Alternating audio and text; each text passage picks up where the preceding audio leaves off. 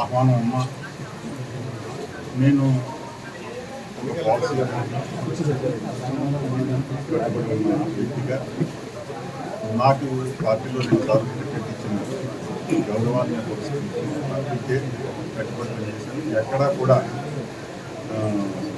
వేరే లైఫ్ రాజకీయాలు చేసే వ్యక్తిని కాదని నేను అందుకని చెప్తున్నాను.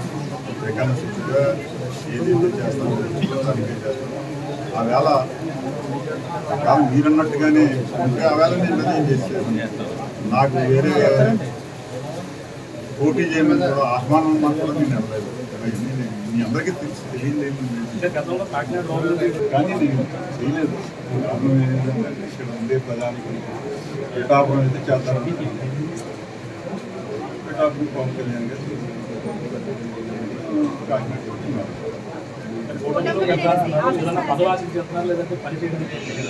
నేను ఒక సూచనలు సలహాలు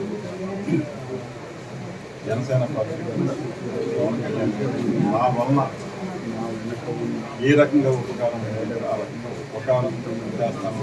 రాజకీయంగా సూచనలు సలహాలు చేస్తాను జరుగుతుంది.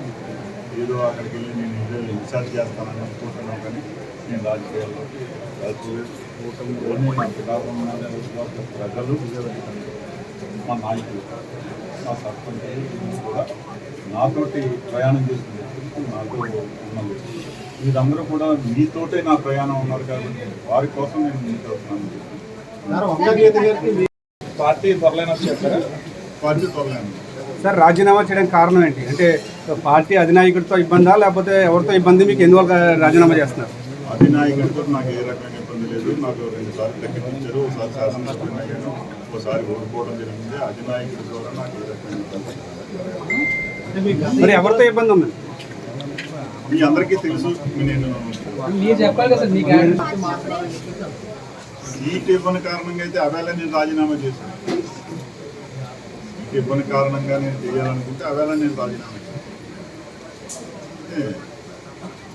ఆ రోజున కూడా నేను ఎకనమిక్గా పార్టీకే పనిచేశాను. పార్టీ అధ్యక్షుడు అనేది ఆయన ముఖ్యమంత్రి అవడం కోసం ఆయన ఎవరు నెగ్గుతారో అనుకుని వాళ్ళ యొక్క సర్వేల ఆధారంగానూ ఇంకో రకంగానూ వాళ్ళు తీసుకుని టికెట్ ఇచ్చుకుంటారు. దాంట్లో మనం పిండం దొరబాబు నెగ్గుతాడంటే పిండం దొరబాబు నెగ్గుతాడు, వంగ గీత గారు నెగ్గుతుందంటే వంగ గీత గారు.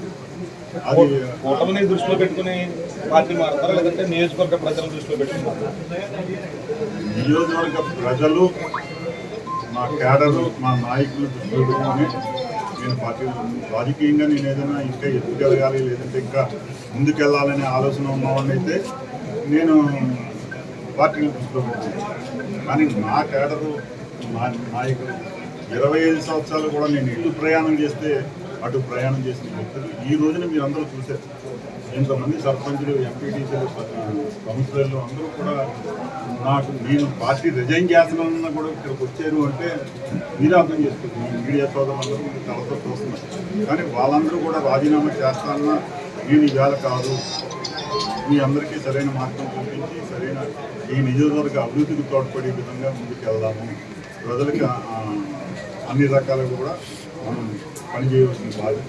నాకు 25 సంవత్సరాలుగా ఇక్కడ ప్రధానికం ఆదరించారు. త్వరలో వారందరూ అభిష్టం మేరకు ప్రణాళిక సిద్ధం చేసి వారి అభిష్టం మేరకే నిర్ణయం తీసుకుని అందరూ కలిసి సమిష్టిగా మేము ఆ పార్టీలో జాయిన్ అవుతున్నాం. మీ నియోజకవర్గం అభివృద్ధి అంటారు కాబట్టి అటువంటి వాళ్ళు ఉంటే నియోజకవర్గం ఇంకా అభివృద్ధి ఎందుకు? 100% ప్రజల, మా నాయకులు, మా సర్పంచ్ అందరూ కోరిక మేరకే ఏ నిర్ణయం తీసుకున్నారు. సో రాజకీయంగా నేను ఏదో రేపు ఎమ్మెల్యే అవ్వాలనో లేదంటే ఇంకోరంగా నేను నెక్స్ట్ పోటీ చేయనని కూడా నేను ఆల్రెడీ గత ప్రభుత్వంలోనే నేను చెప్పుకున్నాను.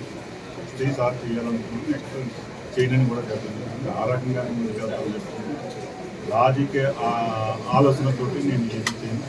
నాకు ఉండే పిఠాపురం నియోజకవర్గ ప్రజలు, ఇక్కడ ఉండే నాయకులు, కేడరు వీళ్ళందరూ అభిష్టం మేరకు నేను ముందుకెళ్తున్నాను.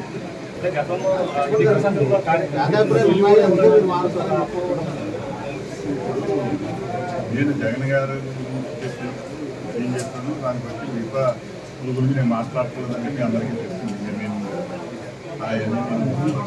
నేను మాట్లాడినంత కూటమి నేతలతో పక్షులకు వెళ్ళారా కూటమి నేతలతో ఆల్రెడీ అన్ని పార్టీల నుంచి ఆహ్వానం ఉంది అయితే మా నాయకులు అభిష్టం మేరకు నేను నిర్ణయం తీసుకుంటానని చెప్తాను. ఎటువంటి సార్ నిర్ణయం ఎప్పుడు ఉంటుంది? పోటీ చేశారు, గెలిచారు, ఇక్కడ అభివృద్ధి కూడా చేశారు. అదే బీజేపీతో కొంచెం తక్కువ ఉండాలనుకుంటున్నాను. అందరూ నాకు తెలియని అందరూ ఆహ్వానం ఉంది కానీ మీరు ఆలోచన ఏ రకంగా ముందుకెళ్ళాలి సమావేశం తప్పనిసరిగా మీరు అభిష్టం మేరకు నేను